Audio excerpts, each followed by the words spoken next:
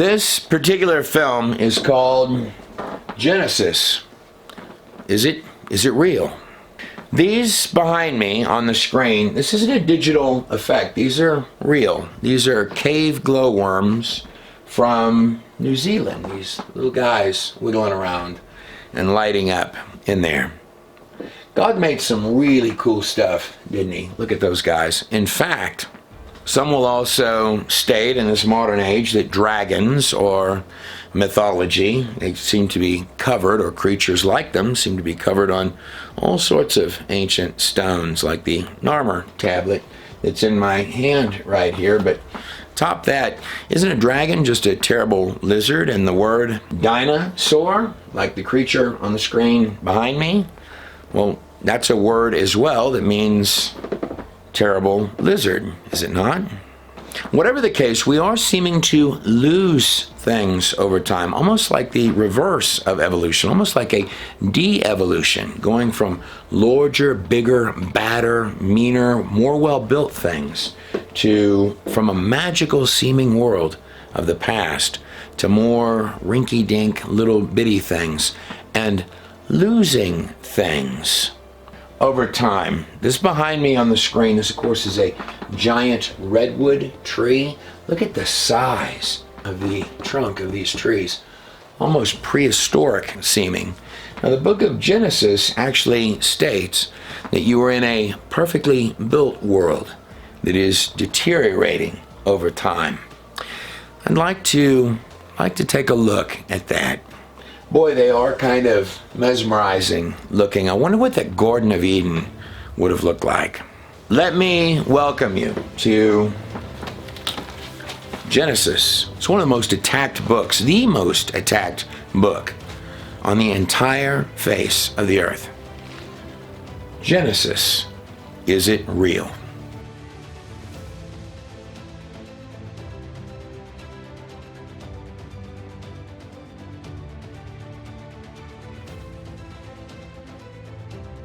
So right now in our world today, there are two predominant beliefs. One belief is that in the beginning, God created the heavens and the earth, which is what we're stating with pre-flood in the movie or in the book. The disc for that came out very nice. But that's one belief, that in the beginning, God created you and I and the heavens and the earth. The other belief is the atheistic, it's the secular belief, what's taught in the universities. I'd like to take a pinch of a look at that, just if you have a minute to look at that, if you have the time. Did you know that the first three words of the book of Genesis are comprised, well, it's the word Bereshit. Genesis is the word Bereshit, in the beginning.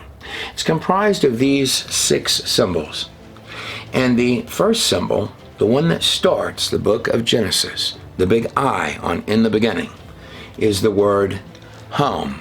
So everything that you're reading from Genesis to Revelation, according to the Torah, the biblical text, is about home. But in these secular beliefs, they don't believe in God, in the secular teachings in the universities. What they believe in is in the Big Bang. In those theories, in the beginning, there was nothing, and that nothing exploded, became sheer precision everything, creating the planet, the earth that you're on. The mud puddles came to life. The fish came out of the ocean and became monkeys, and the monkeys bred their way into becoming people. Now, that's a fairly large claim to suggest that in the past there were actual monkey people. But this is currently what is taught to college, middle school level students, and sometimes with claims of that magnitude. There were monkey men in the past. We should take a step back and see what kind of evidence that we have for that. That's a fairly substantial claim, that there was a monkey world in our past. And I want you to, that's a large claim. If I were to propose to you, and I've got some skulls here that I'd like to show you, and I'd like to show you some dinosaur stuff. But I just want you to think about the gravity of that, because the ground should be littered with these missing links leading to us, leading to people. The ground should be thick with them, so thick that kids should find them underneath their feet on every scouting trip, but they don't.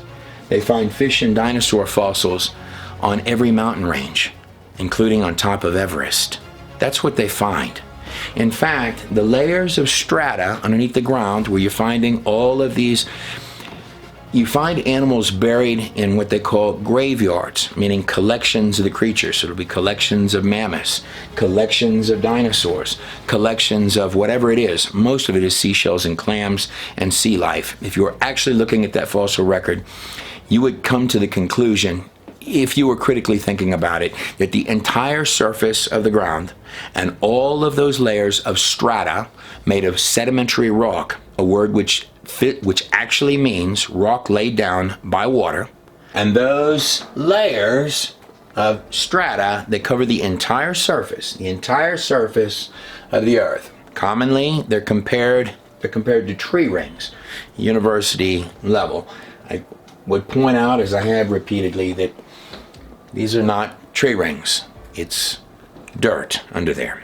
Accordingly, I would argue that the entire underneath of the ocean is encircled like a seam on a baseball, has a fracture at the bottom of it, within which you have hot searing water still coming out even to this very day. Here is a diagram on the screen of that. If you have large pockets of water underneath the surface of the ground, cavernous pockets of water, the size of oceans underneath the ground, and you get one little hairline fracture that goes down to one of those big pockets, the surface or the crust of the earth is going to push down so hard with such force, water is going to shoot straight up into space and come down in some areas as freezing ice, burying and trapping animals like your mammoths. Your first mammoth was found, and he's moving his leg like this, and every bone in his leg is broken while he's standing upright. You have entire ecological systems literally frozen in place. The bones on the back of that little mammoth's body, he has broken bones in there. I humbly submit to your hands, that's because the ice rained down on him so quickly, because when the water goes up into space, it's going to come down as freezing ice in some areas of the planet. On other areas, it's going to be covering these creatures like a wall of sludge, trapping them instantly, which is why many of your dinosaurs are dead in the death pose, where they've got their neck up. They're literally gasping for breath. It's so common they're found in this position, it has a name for it. But the mid-oceanic ridge is at the center in the bottom of your oceans. It's directly between your continents. Your mountain ranges are in the center of those continents, as if they got pushed upwards, and on the edges of the coastlines, where you have a crinkling effect, most massively in the center of the continents. When that water came forth and formed this map that you see before you now, burying and trapping billions of plants, animals, and ecological systems, also creating the oil pockets under the earth today, it laid down that strata, sedimentary rock laid down by water, by weights and densities, in a process in science. In fact, there's only one way to get that strata, a way which can be reproduced right now, right at home. You can take different weights and densities of sediments, put them in a jar of water, shake them up and down, and you're going to notice they sort in that jar. That process, identical to this one, is called liquefaction. And within those layers, you're finding pockets of graveyards of dead things. The reason for that, in my view, is because animals herd. If a deer dies in a field, it will not lay there for millions of years and let layers of sediment cover it. And you're also not going to have the earth decide to lay down layers of limestone and then change its mind and say, oh, no, I'm going to do sandstone for a while. Those layers, that strata of sedimentary rock laid down by water, by its actual definition, underneath the ground, are sorted by weights and densities. And inside those layers, you're finding dead creatures, giant dead creatures in many instances.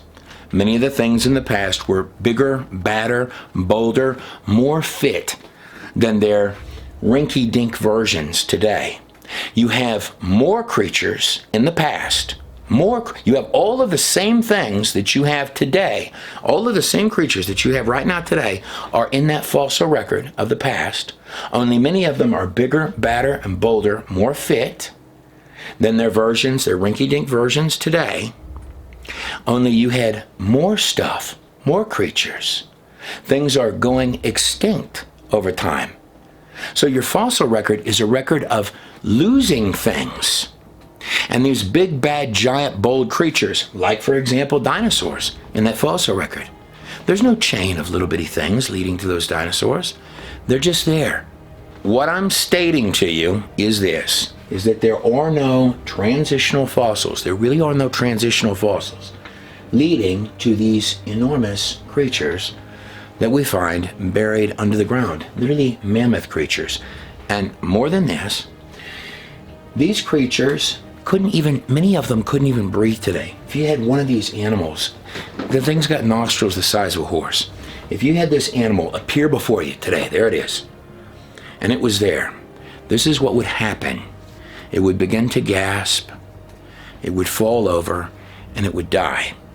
And this is because that creature and larger creatures that you're finding underneath the ground, bigger, badder, bolder things than anything that we have seen today, these creatures need not only an entirely different ecological system, but an entirely different atmosphere, which, by the way, is going to skyrocket the numbers on your carbon dating results.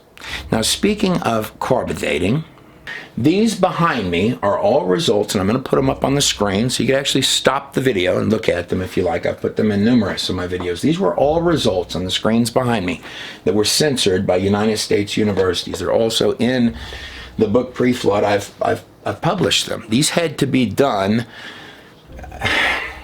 These were censored by United States universities. That's how dear the fight was. And you're going to find there's a consistent theme within the universities. Foundationally, in fact, some of the people that have written the most to God in a nutshell that get angry are atheists. Imagine you went to a university and you come to find out that something is not just a little bit off here or here on this side or this side, because that's okay. I mean, I'm wrong all the time. If you don't believe that, ask my wife. But that the entire premise of it, I mean, at the point where we're censoring results, so they're finding blood inside of dinosaurs, and the truth is they were finding that for a long time. Just the guys in the universities had no idea about it because they really know very little about in my view, in my humble view, about the subjects they're even talking about. But then when they're confronted with it in their face, all of these, you're going to find that a triceratops dates in the same range as a mammoth, dates in the same range as a hadrosaur or an allosaur. And the reason for that is, in my view, is that what you're actually getting the dates of when you're doing those carbon tests is that the reason they're all testing the same ages is because they all lived at the same time, including the mammoths.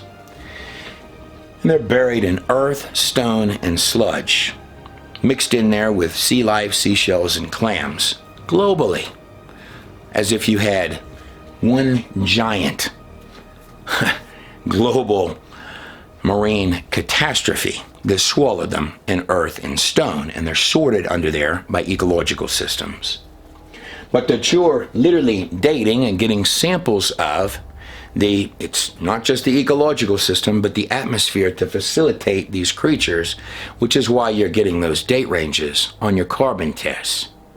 Date ranges of creatures that looked a little like, here on the screen is an ancient dragonfly. This thing has a 3-foot wingspan. Over here on this side, I've got a little tiny modern dragonfly. Now, to put this in perspective, there he is right back there.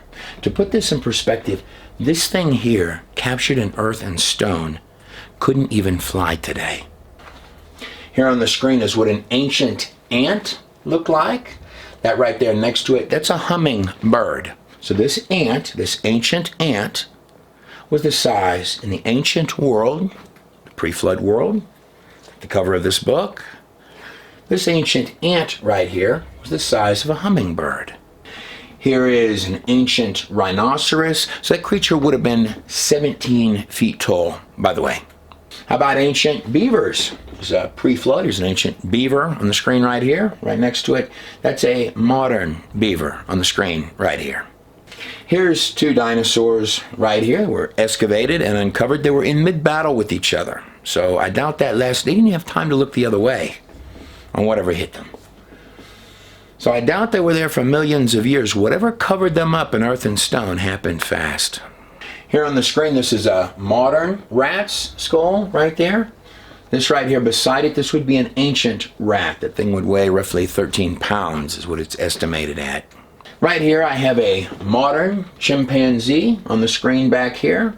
Right on this side is an ancient chimpanzee. Now I'd like to note that the ancient chimpanzee, so this skull cap right here was something once claimed to be called, still claimed, all sorts of claims in your textbooks. Does that skull cap right there look identical to a chimpanzee skull cap? This was a skull cap for Java Man. Now I'd like to return to this question for just a minute of missing links, because this is a pretty heavy question. This is what's asserted by the highest levels, the ivory towers of higher learning in our world today. And remember, this is the basis and foundation of all of your sciences in this modern age. These are pretty heavy questions, which is why some people could get mad if they find out, wow, we're burying dino data, we're destroying dinosaur tracks, we're modifying ancient skulls to look like monkey people. Let me get to some of that, but I just want to put in the gravity because we're talking about some pretty heavy questions. Who are we? Where do we come from? What happens next? These I find to be some of the most important questions in the world. And I would be the first to state that in any of these materials I've made, I'm probably off a little here, a little there, a little everywhere, quite a bit, but the theme of it, I put a lot of heart in to figure out. I would like you on the other end of the screen to find more. These images behind me come from a variety of different museums. These are claimed missing links. And by the way, you don't just need the missing links going from the monkeys to the people, or they like the word primates to the people, because that makes it better. They used to claim that man evolved from the orangutan, but they had to stop stating that because we began finding ancient orangutans and they were 15 feet tall or more. But these are images of claimed missing links. Go ahead and just take a look at these, and I want to pose the question to you. I want you to take this serious. Just think about it a little bit at the college level. So 3 questions that I think are probably the most important questions you could ever ask in this place. I mean, if you were taking a trip just overseas for 2 weeks, you'd pack your bags, you would plan ahead. But the questions of who are we, where do we come from, what happens next? And I submit to your hands that all of the major Western institutions, this behind me is the answer.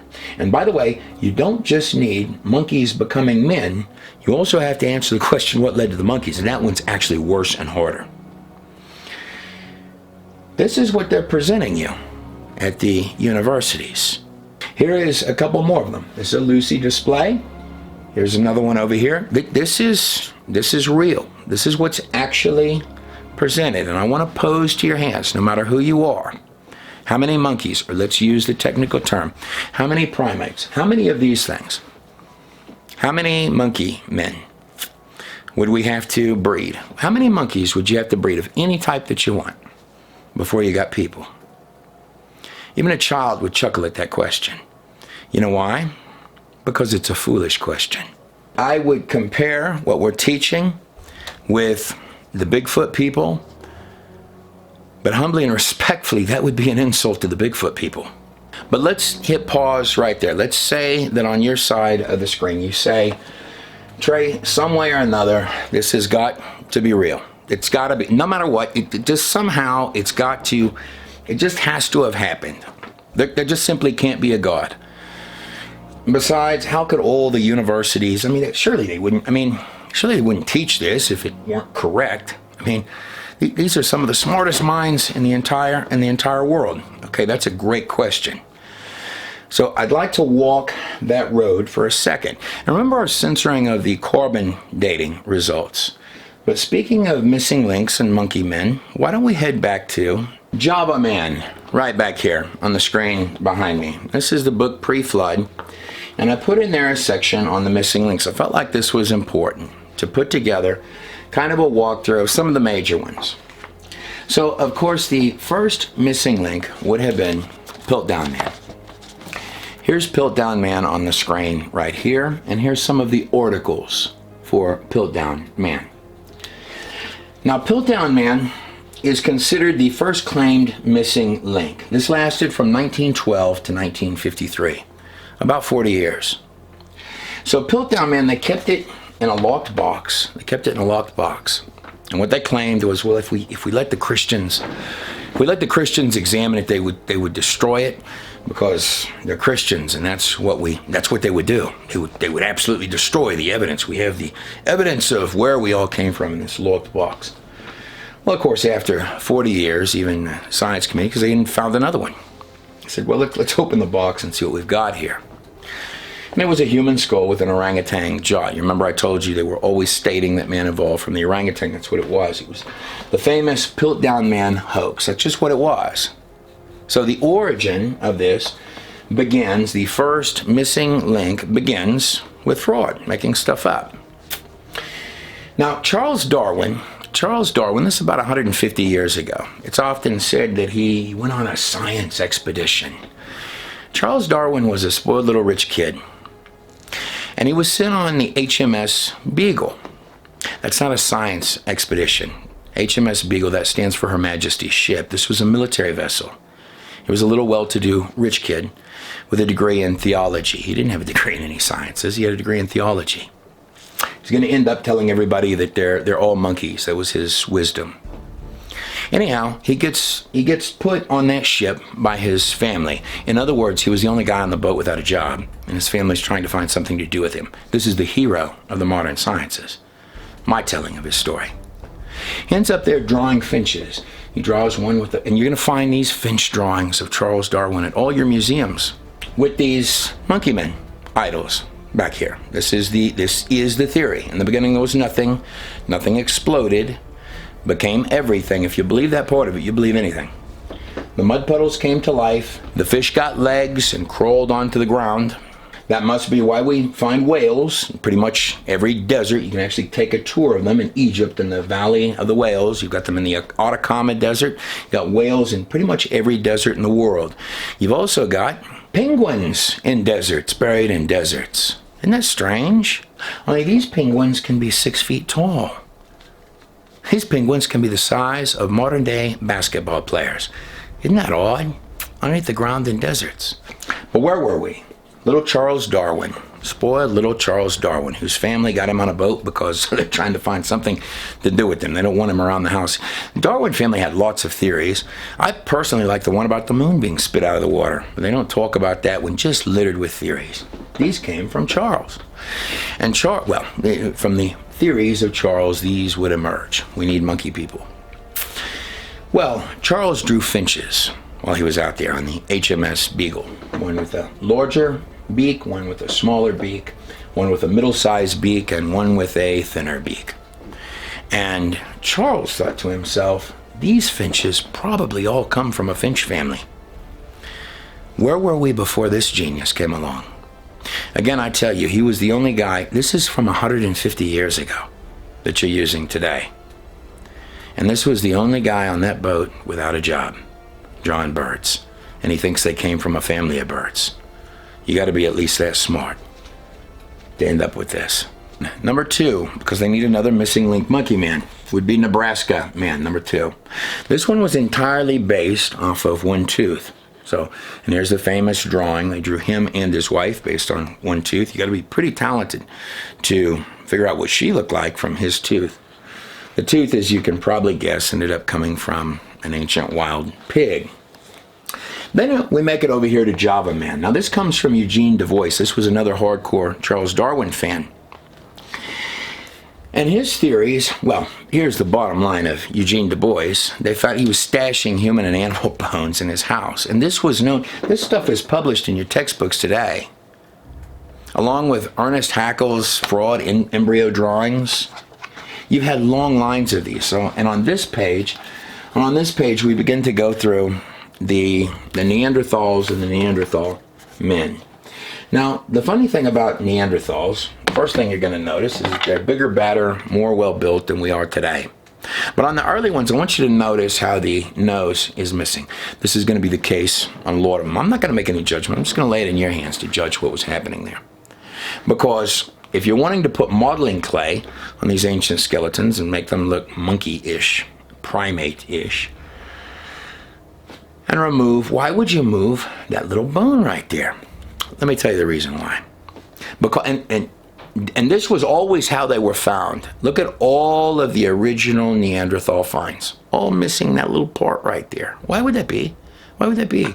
Until they found too many of them, you can't cut all the nose bones off. Here's why. Primates don't have a nose bone. On a human skull, you have certain features. One of them is a nose bone. Neanderthal skulls have nose bones. They're not primates. In fact, Neanderthal skeletons are bone for bone a human skeleton, only just like everything in that ancient world, they're bigger, bolder, badder than we are today. We are the rinky-dink little tiny version of our ancestors. What I am telling you in all of these materials, whether I'm a little off here and a little off there, and I probably am on a lot of places, but I've got to, and I hope that you find more than I have, whether you start as an atheist or whatever. Well, what I'm telling you, one of the largest letters that we get from atheists is that because nobody likes to be lied to. All of these frauds and hoaxes and lies and modifications of things to get it to come out, and now we're burying carbon dating and this, that, and the other thing. Let me tell you something about carbon dating. Remember these dinosaur results on the screen where I'm blanketly telling you that according to carbon dating, not just any carbon dating, censored carbon dating, woolly mammoths, Triceratops, hadrosaurs, allosaurs, they all date in the same ranges of time frames. Now let me show you this. Dinosaurs are claimed to be 150 to 60 million years old. Oil deposits underneath the ground. How did those get there, by the way? It's said that those are biological material. They're called fossil fuels. Those had to be entire ecological systems swallowed. And to get oil, you need heat and you need intense pressure. This is entire ecological systems and jungles beyond imagination. Here on the screen is a modern horsetail plant trunk. That's about the size of your finger around. Here on the screen is an ancient horsetail plant trunk. They're about this big and grow to 100 feet tall. Oil deposits are claimed to be 112 to 60 million years old. That's entire ecological systems swallowed by earth and stone underneath the ground. I'm telling you and suggesting you that the death of their world is what's lighting yours. Coal, 360 to 290 million years old. Diamonds claimed to be 3.3 billion years old. All of them, all of these things, all of them, everything on this list here can be tested and found to have carbon-14 in it. You can do carbon tests on any one of these materials, including diamonds, and find carbon in any one of these things. Now let me read you this. If the whole world, the whole earth, were one big ball of carbon-14, it would have all decayed, be totally gone. If the whole earth were nothing but one ball of carbon-14, it would be totally gone in 1 million years. Yet all dinosaur bones, all oil deposits, all coal deposits, and all diamonds have carbon-14 in them. Now, that's on one end of it, the evolution end of it. In the beginning, there was nothing. Nothing exploded. It became sheer precision everything. The mud puddles came to life. The fish grew legs, moved onto the land. The fish turned into the monkeys, and the monkeys bred their way into becoming people. That's on that one side of it. Now, my argument and retort to that is that, well, I think they found dead monkeys in Africa. In fact, the infamous Lucy, the bone structure thereof, and skull structure seen on the screen behind me is pretty well established at this point to have been simply an ancient great ape, and not a terribly impressive or unique ancient great ape. This is a recreation of the bones of what Lucy very likely looked like, or close. I want to congratulate the evolution community for finding the bones of a dead great ape in Africa. Now, there are a lot of strange things. I'm the first guy to make the argument there's a lot of strange things on this planet. Just none of them, as of yet, that I have seen turn out to be monkey people. Now, on the other end of the coin, you have a large question as well that would require proof and evidence. And that is that you are created at your inception, that there is in fact a God, a creator, beyond our comprehension. Now, that's a large claim as well. That's a very large claim. A claim that I would state exists even in the numerics of this place, even of the symbols of this place, but more than that is discernible in the sciences of this place. Let me take a shot at it. I might begin with the construct of the physical human body itself. Now, the human body is comprised, every part of it is comprised of tiny cells. Now, every single cell of your entire body is like an automated factory of little machines. Almost looks like Fantasia in there. Just things zipping this way and that. They magically know exactly the jobs they've got to do next. In fact, if you took every single automated car factory on the face of the earth and every single NASA space shuttle combined, you would still be light years away from the technology employed in one single cell of this place. Now you just need the software to run it. Now, if you know anything about software, computer programming, you get just a little bit of the coding wrong, and the whole thing doesn't work. And imagine if you had that whole factory of parts in there, but you had the wrong software to run it. You need the cell more sophisticated than every technology known to man, packed in a space so small we can barely see it with our largest microscopes. And then you just have to have the software of life to run it. Now, in the biblical texts, particularly in Genesis, it talks about animals in kinds. Somehow, even as a child, you know that a puppy dog doesn't have the coding. You could never breed your dog, no matter what kind of dog that it is. You could never breed your dog into becoming a turtle, or a rhinoceros, or a pine tree. Nor could your cat ever become a hippopotamus. Even as a child, we know these simple things. That the software running in dogs can produce large dogs, tall dogs, small dogs, bald dogs, hairy dogs, spotted dogs, furry dogs, all sorts of dogs, but does not have elephant code within it. Now, there are some exceptions to that rule that I think are particularly relevant in the time frame that we are living in. For example, other intelligent beings like human beings, well, we can look at the data of the code, and men will begin trying to mix this with this. Take, for example, spiders mixed with goats. That's an actual example, by the way. And many of these may seem like they're really brilliantly great medical ideas. And there's a lot of tinkering you can do without playing with the genetics, the actual underpinning coding of any creature, or even the plants. You don't have to mess with their coating, of course, unless you're trying to patent the coating. And by the way, if we'll mix spiders with goats, where does that go next? In fact, what kind of things would we be terrified if we saw the depth? I can tell you that in Nazi Germany, many of the experiments that they did would churn your gut. And it's all in the name of a good cause. How dark does it go? Are there things that happen today that are far more disturbing than spider goats?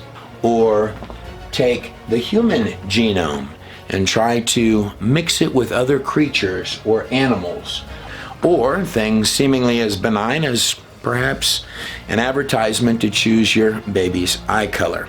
Now, I would notate this, that not only do men of science, no matter how smart they believe that they are, I have seen the most intellectual of men intellectualize their way into sheer idiocy, and the most seemingly foolish among us stumble their way into sheer glory. But in terms of taking the genetics and dabbling with a little something over here, and by the way, when you change something here in someone else's computer programming, let's call it God's code, if you mess with a little something over here, how many things over here did you affect? How many infinite things, even possibly beyond the organism itself, have you messed up over here? It tends to make me think of the events which occurred, interestingly enough, before the flood in both Genesis 6 and in Enoch 6, before the flood. One of the reasons that God destroyed the world, well, his number one reason was the wickedness of man was so great in the earth that it repented God in his heart that he had made man in the earth. And in accordance with that wickedness, it wasn't just fallen angels, but men are wanting to mess with God's coding. God got angry when Adam touched the tree that he said not to touch. And now men are in there mucking with God's coding. This is his world. That's the way he views it, I assure you. And it's not just in Genesis 6 and in Enoch 6. And that's why I'm a big supporter of the universities not burning books but reading them, and not censoring data or mocking at it, even if they don't like it. That's what science is, in my view, is to understand portions of history and what has occurred, even if they seem weird to us, because it's not just these two texts, but it's all of the other ones which are stating that these events, as strange as they may be to us, that's what they're all writing about. And a simple way to look at this is in the Torah, or in the book of Enoch, or in the Bible, demons bad. On the pagan text, they're both fundamentally telling you the same story. On the pagan texts, they're telling you that demons are good. In fact, on these texts, hand in hand with mankind tinkering with genetics, as they did at those times, trying to birth things that are not quite human or something other than human. Well, they're also stating that Enlil, on all these documents over and over and over, the god Enlil, well, he's worried about the overpopulation, and expressed to the men who are writing these rocks, we've got this problem, man. Before the flood, I was Enlil, and man, it was too crowded up in there. We've got to do something about the overpopulation. These stories are not new, nor is the mixing of genetics. And by the way, who is Enlil's twin? Is that not Enki, seen right here with this witch's hat on and his crow at his side? He's always coming out, always, no matter what version of what anyone wants it to mean. On their stuff, and they meant this literally, not metaphorically. They're telling you, and that's whether science likes it or not. And I can tell you that there's nobody on the other side of this screen who has had an encounter with the Lord or an encounter with the demonic or the occult who these stones and rocks and stories, whether it be the Bible or the demonic or a combination of both, is not going to light up like a bulb for them, because there's just something larger than this realm, and it's as close as the air right between your fingertips. That's what you know, isn't it? Watching this video now, and that's what they're stating on these stones. Even the occult ones are telling the same story. And Inky, whether it be a character sitting in a chair just breathing that they're bringing food to at a black house, or it be Inky stepping out of his dimensional portal, the message is always the same. It's overpopulated. We need to mix the genetics, right? These stories are not new. And of course, one of Inky's more famous texts and documents, they wrote about Inky all over the place, is, of course, Inky and the World Order. Or if you like, you can call it Inky and the New World Order. Inky's been screaming this the entire time. Within all of Inky's documents, including Inky and his New World Order, he talks about the Holy Me's, or the Holy Me. There's kind of a play on words. The me is the me. The me, that's a real thing that comes off of their little stones. What the me stands for, the me is the secret knowledge from the gods, or that's what Inky claims. Let me tell you what that secret knowledge is. It's basically that the common man is to be kept stupid.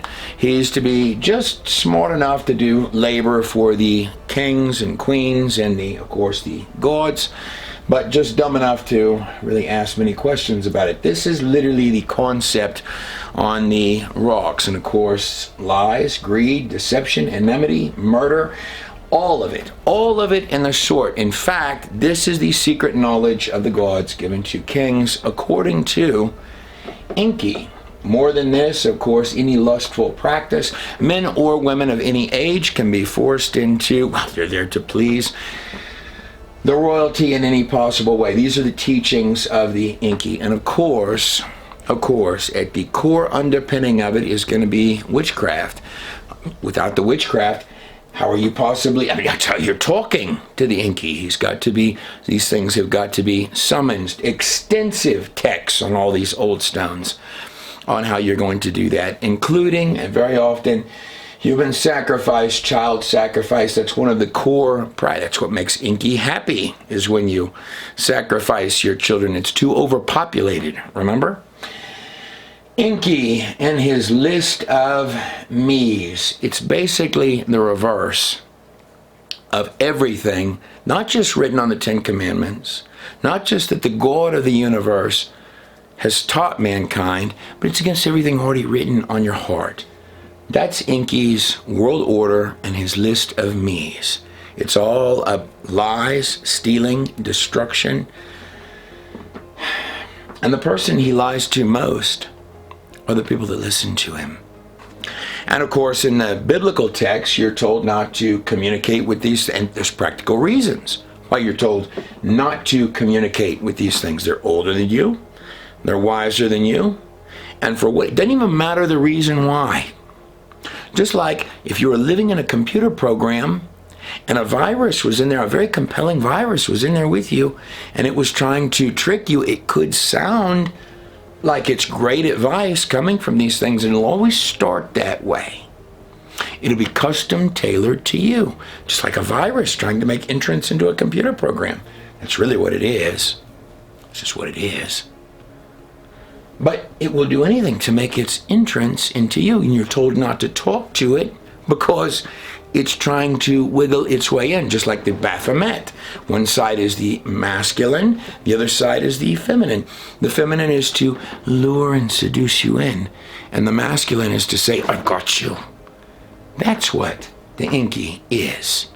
In fact, the biblical pages read not only as a dimensional construct, I've commonly stated in my videos, that what the Bible is telling you, which is similar to these rocks, they all knew it, that you are living in a subset of a much larger and far more complex reality that is teeming with life, including Inky-style stuff that can pop through and look real impressive from another realm, just like they're telling you on these rocks.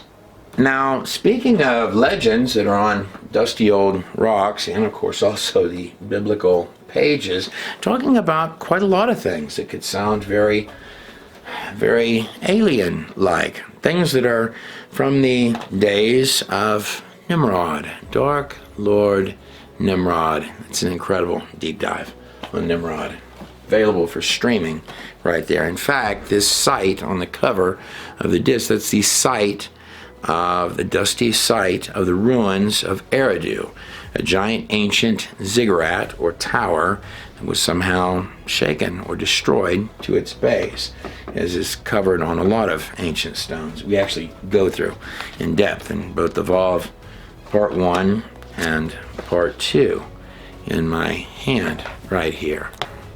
But Eridu was abandoned following the Ubaid period. The time frame when idols, little idols like this one here in my hand, this serpentine little idol, little Tiamat, Nakash, goddess, were worshipped or found.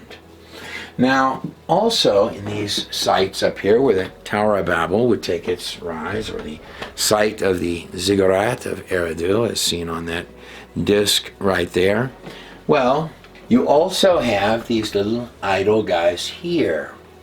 These are called eye idols. They were worshiping out there. Now, these little eye idols, along with the Ubaid lizard idols, lizard goddess idols, they're from Nimrod, the mighty hunter. They talk about Nimrod actually on all of these ancient stones.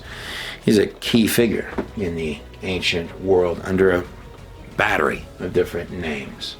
Nimrod, the mighty hunter before the Lord, some translations against the Lord. He would go back and forth for the Lord. He knew the truth, but he would run from the truth. That was the reality of Dark Lord Nimrod. And by the way, he's the source. That's what the disc for that looks like in my hand.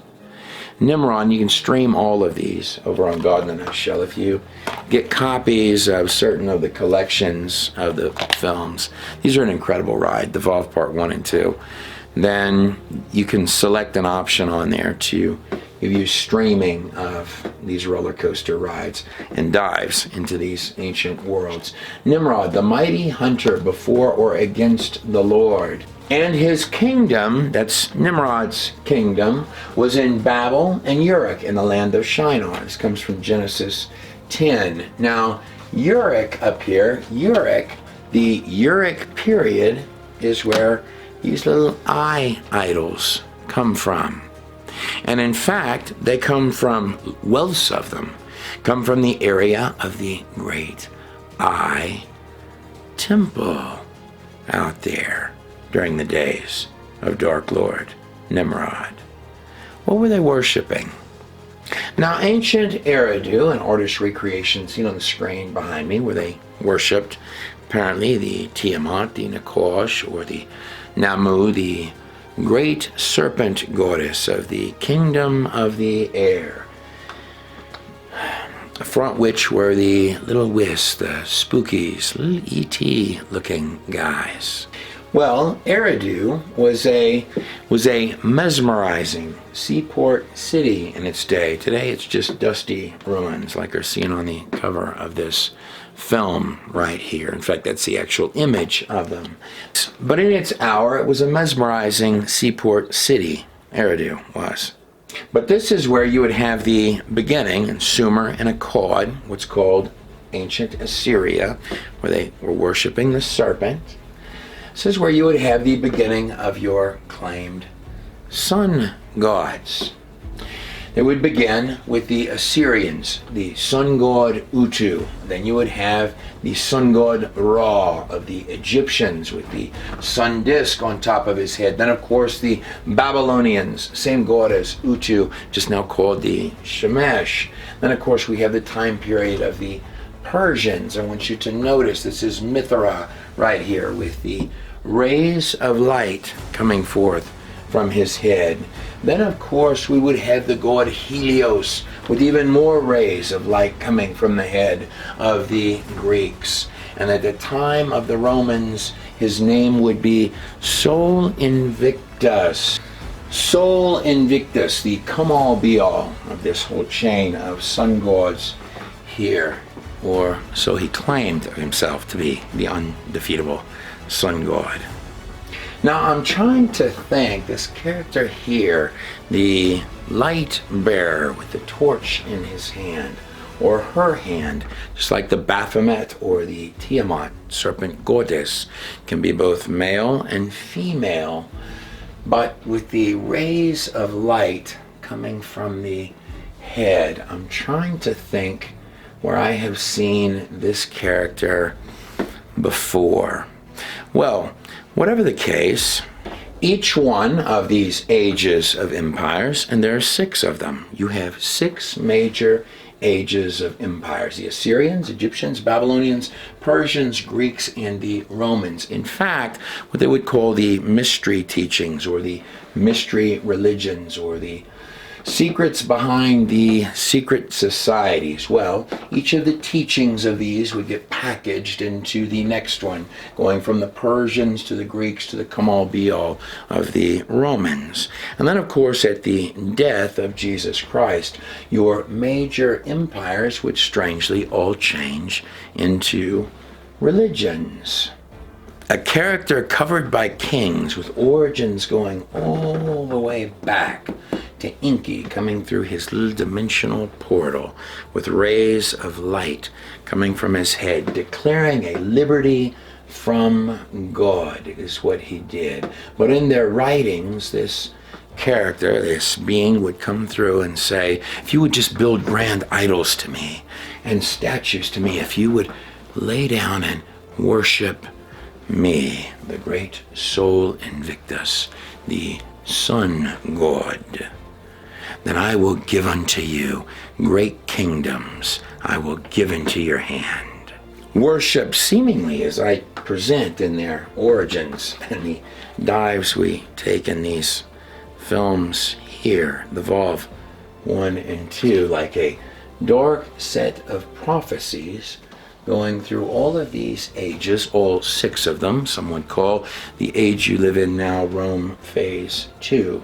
But all 6 of these empires waiting for the arrival of a true son of God, not a sun god. Right here we have, and this is covered heavily in the Volve 1 and 2, Roman Sol Invictus on the Constantine coin with the rays of light coming forth from his head.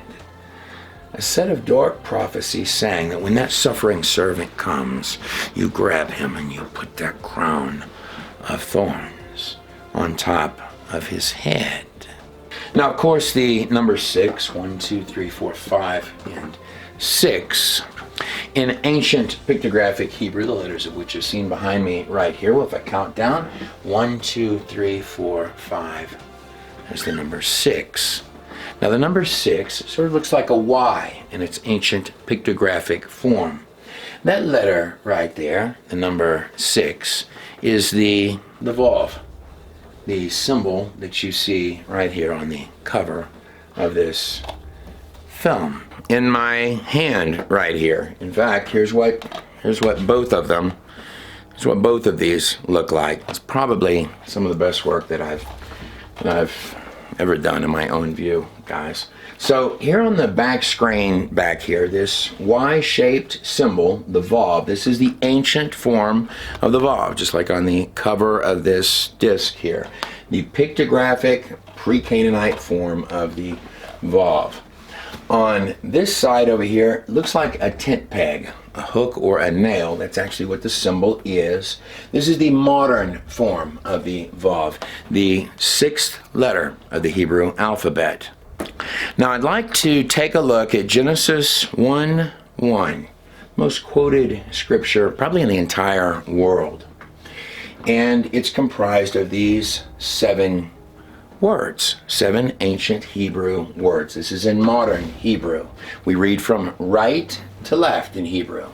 The first word is Bereshit. That's the word for those three words in the beginning is the one word Bereshit, comprised of six pictographic, six symbols, six Hebrew symbols. These behind me are those six symbols. They begin with the Bet, which is the second letter of the Hebrew alphabet. It's the symbol for home.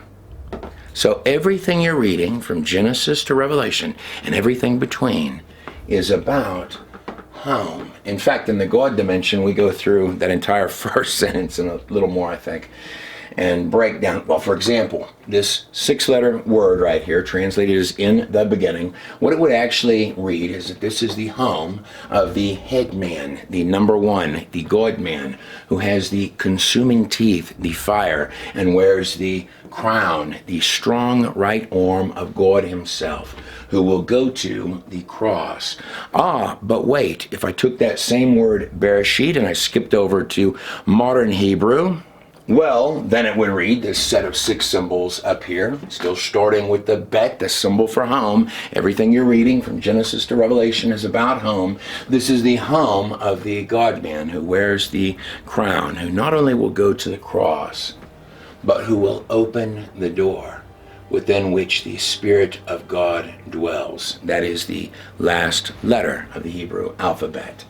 First word, in the beginning, Bereshit, created Elohim. Notice that's the third word in the text, in the Torah. This entire text has mystical properties. There is no text on the planet, in my view, actually in reality, that has the properties of the Hebrew Torah. The word that God uses of himself, the first usage of the word God in the Torah or your Bible is the word Elohim. It is the Godhead with plurality inside of it, encapsulated in this one word. You will not get the word Yod-He Vav-He until later in the text. This is God's first use of his introduction of himself. In the beginning created Elohim, God, now watch this, heavens, right here. Now the sixth word, the Vav.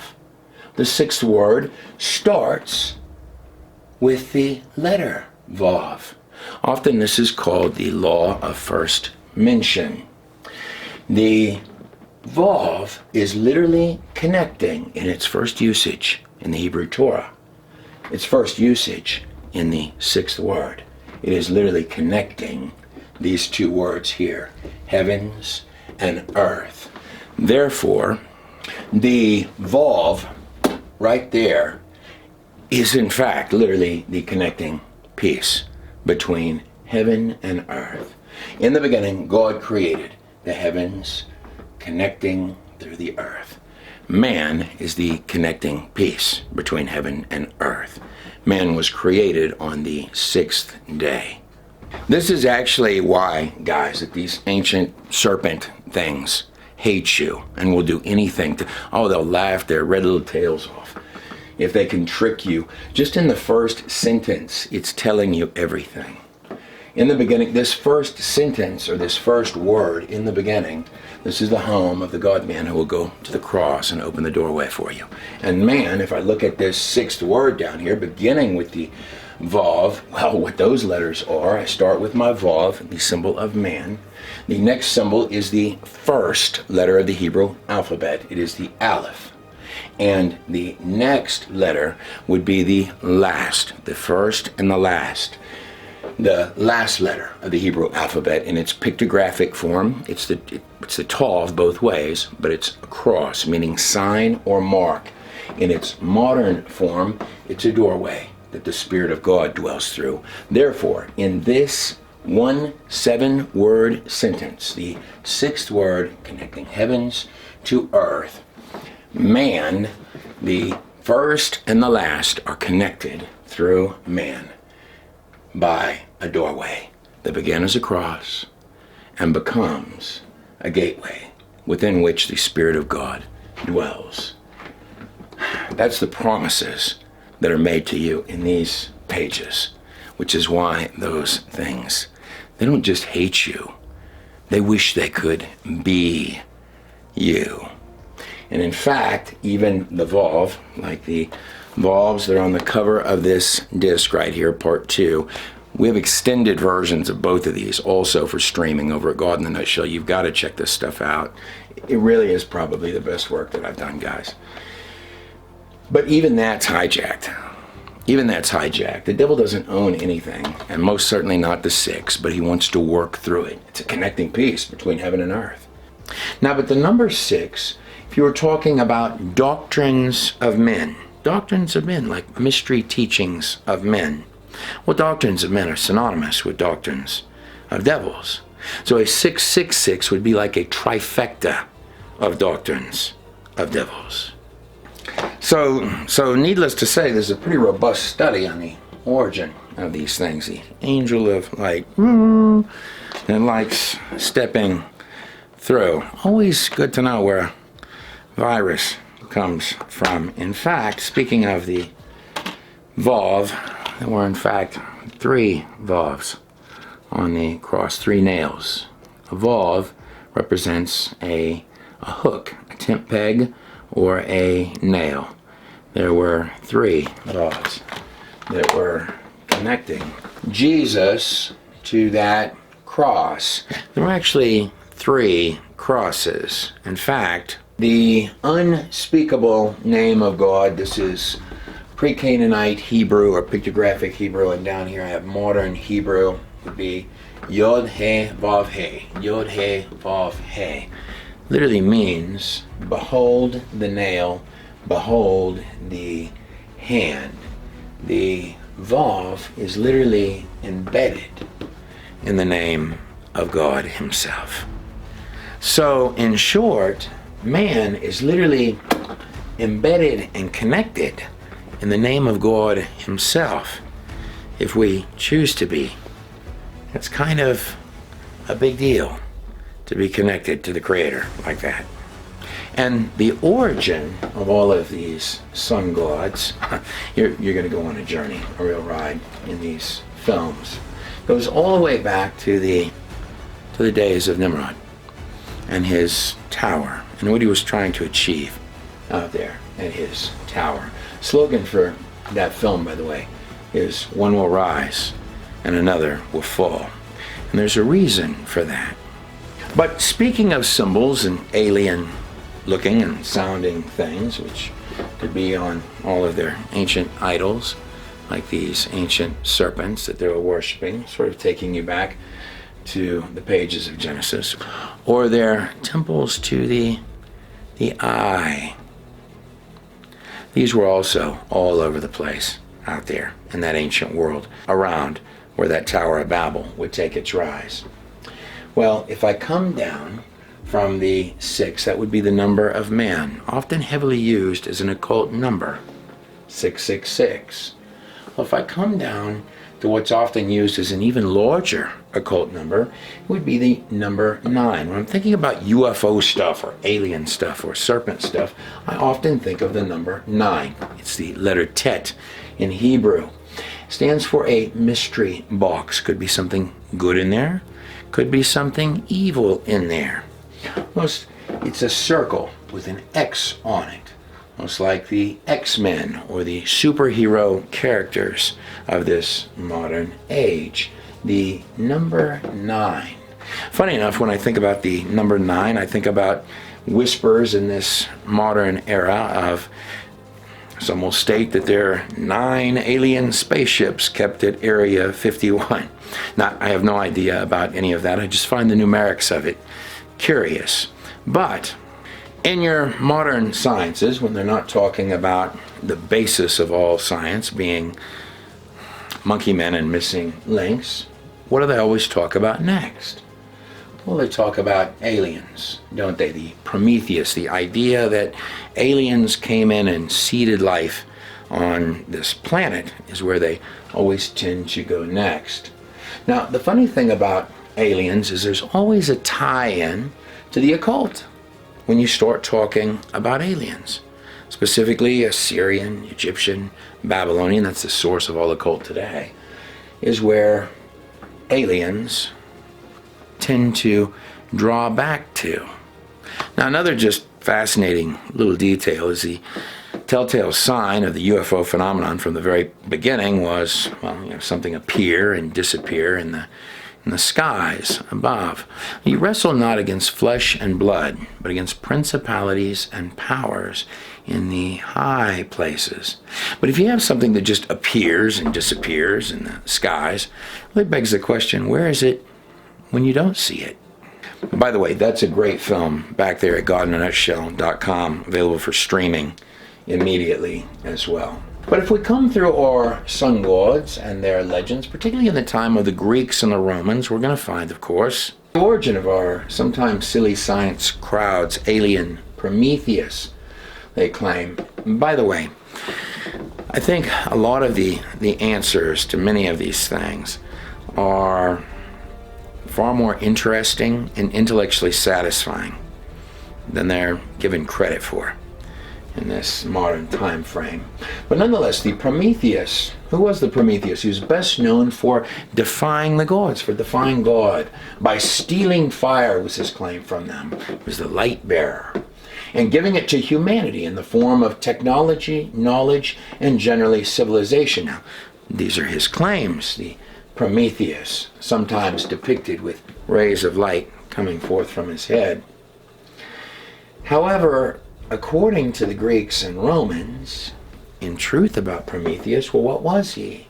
He was a crafty trickster to the Greeks and Romans, but also the light bearer, coming forth to forge new empires. Now, in the legend of Prometheus, depictions of which are seen right here on the screen, Prometheus was given eternal torment. Eternal torment was the reward for Prometheus. And an eagle, isn't that strange symbolism, was sent to eat his liver repeatedly. Now, I'd like to take you over to this symbol here, thinking of superheroes of this modern age and symbols. The downward lightning bolt. I saw Satan fall as lightning, it said. But back over here to Prometheus, he was given eternal torment and an eagle sent to eat him for eternity. Makes me think of the passage in Isaiah 40:31. But those who wait upon the Lord will renew their strength.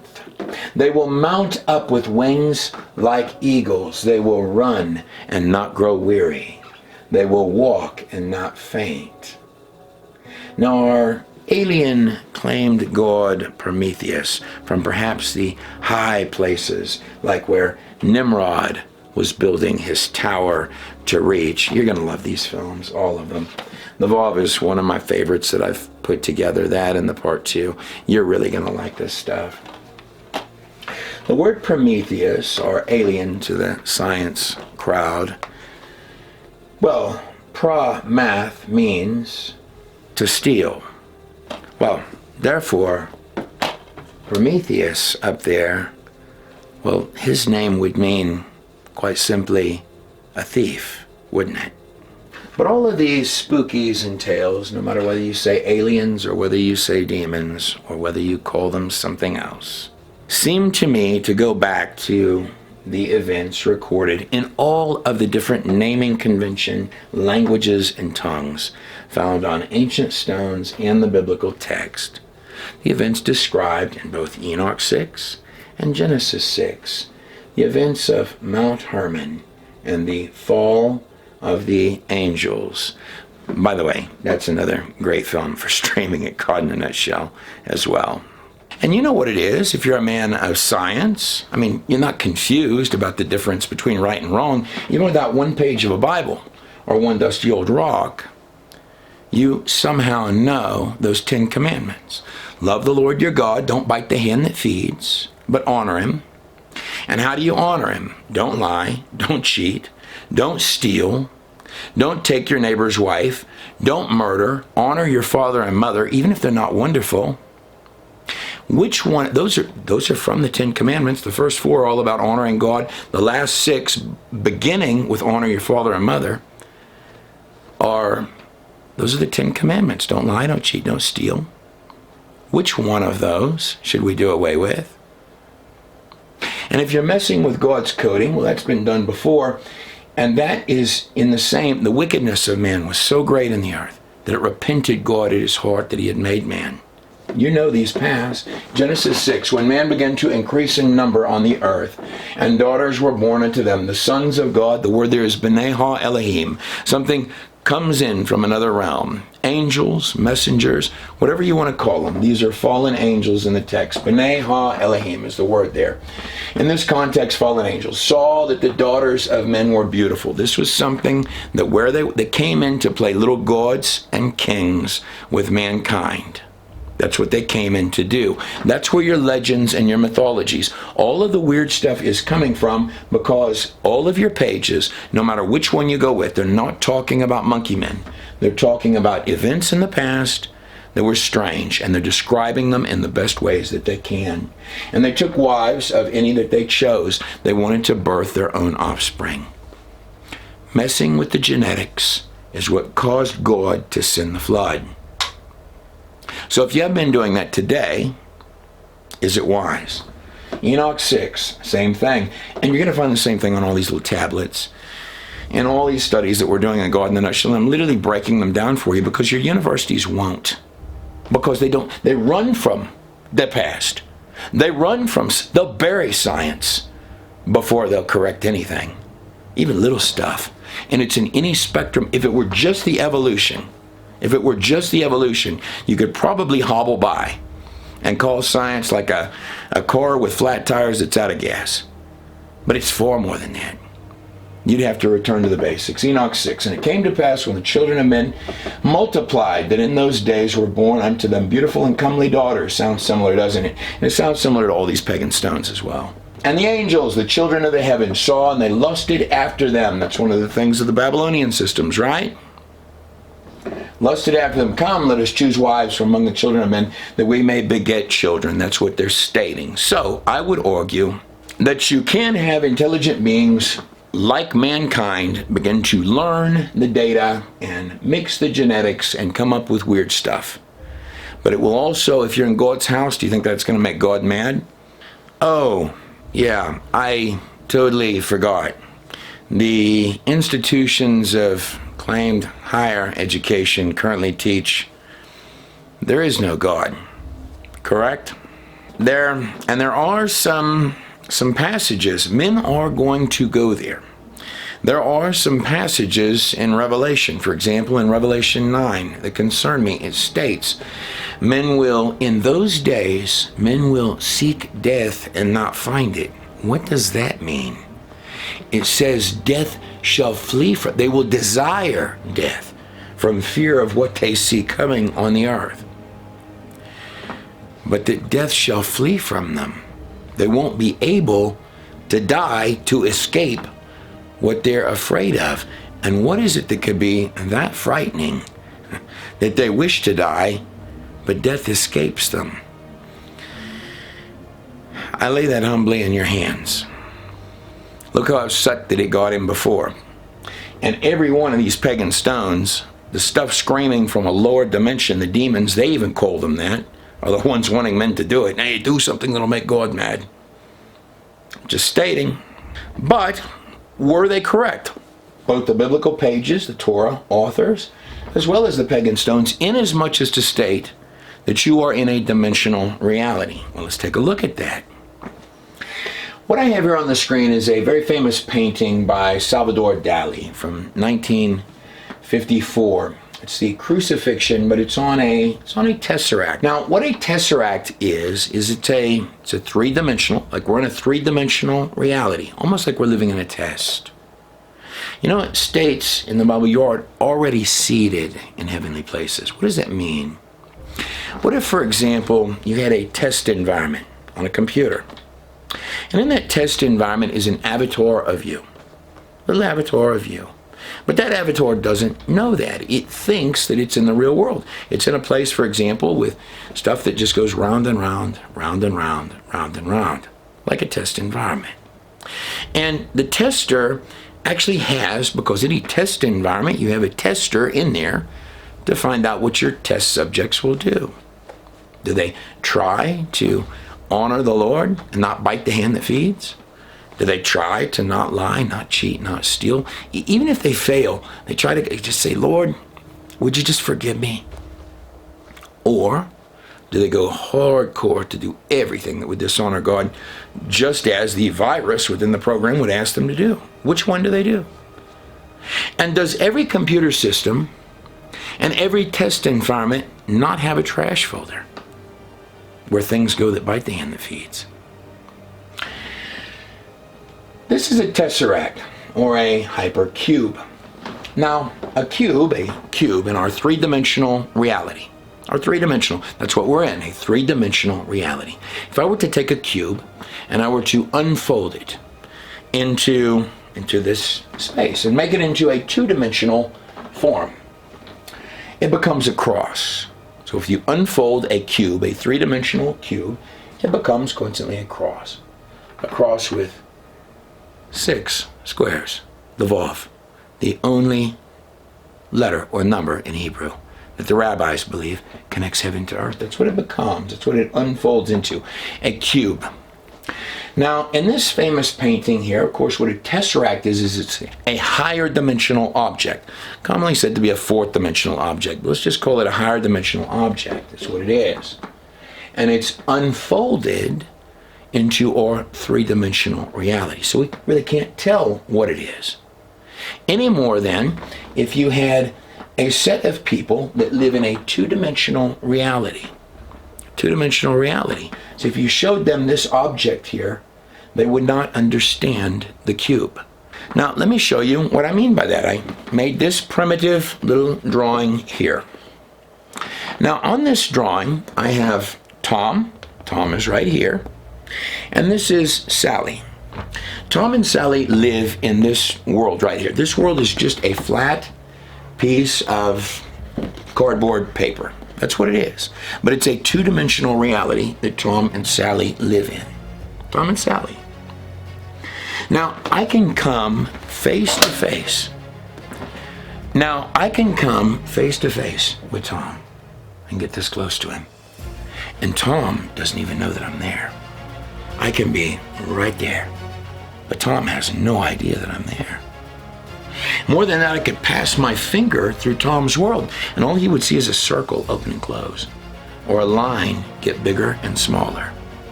Now, when Tom looks over at Sally, all Tom sees is a straight line when he looks at Sally.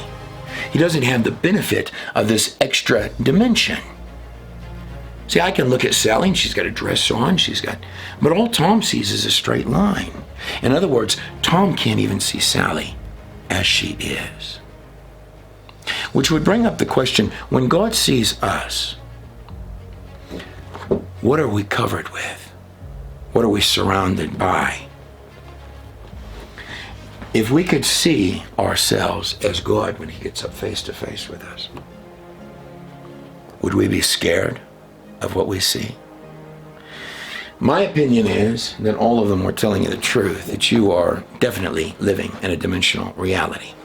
And that reality, just like ones that we build with computer screens, has software coding. And each little tiny cell of this place is more complicated than more sophisticated than every single technology ever made by man, all packed in a space so small that we can barely see it with our largest microscopes. Similarly, the entire human body is a symbiotic system. Now, this means that it actually can't evolve, and let me show you why. Because all of these parts are dependent on each other.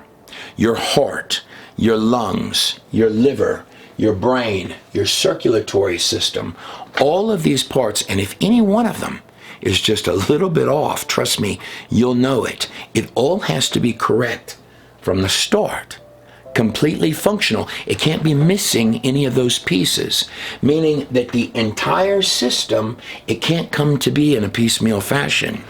It has to be functional from the very beginning.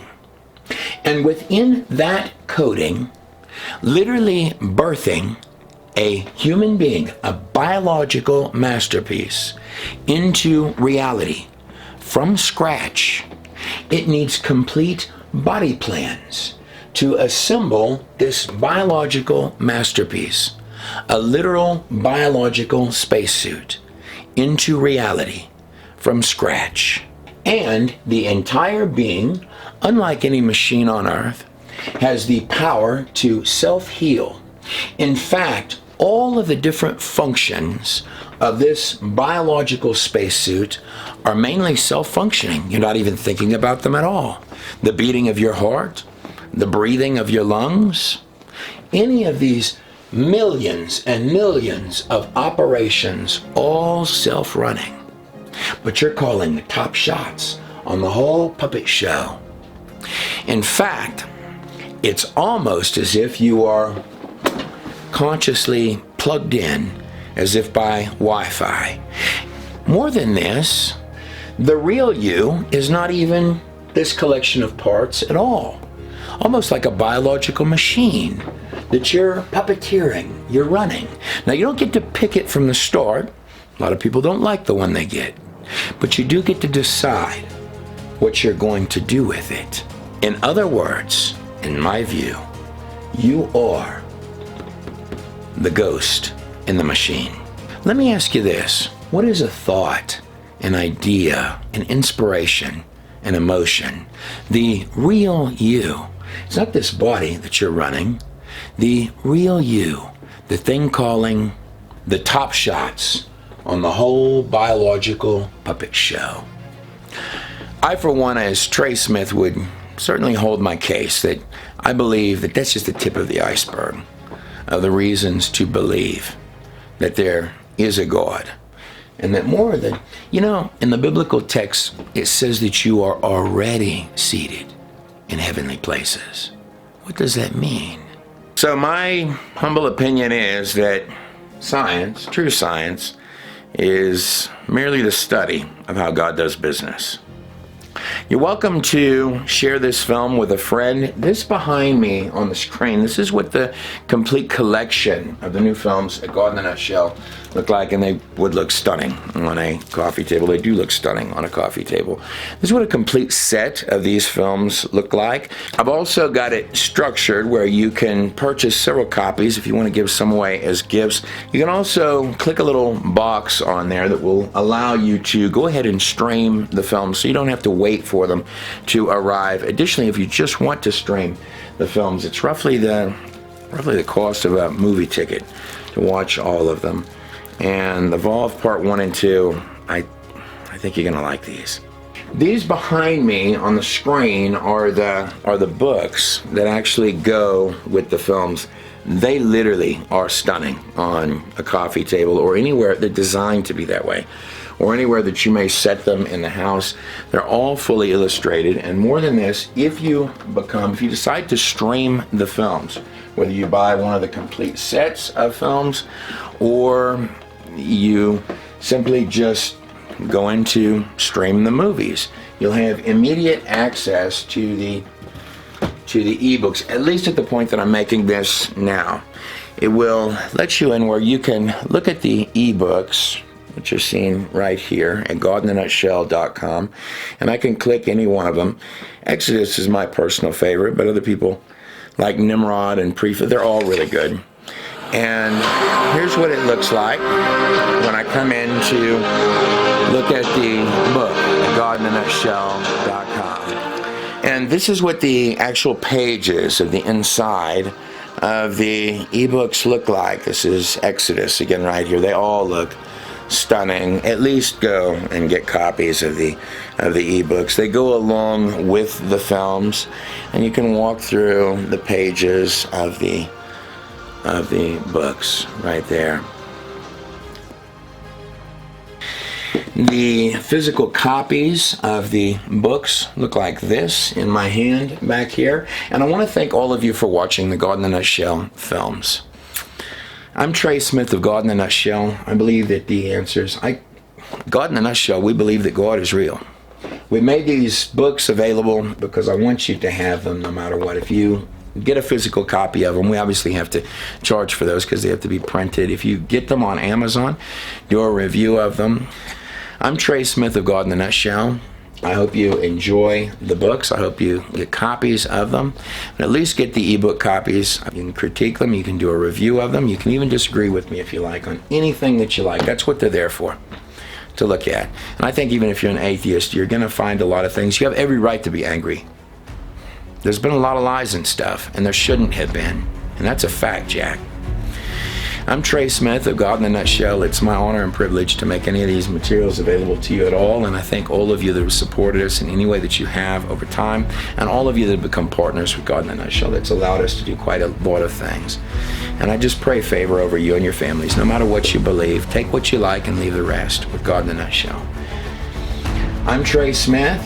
God bless every last one of you and your families on the other side of the screen.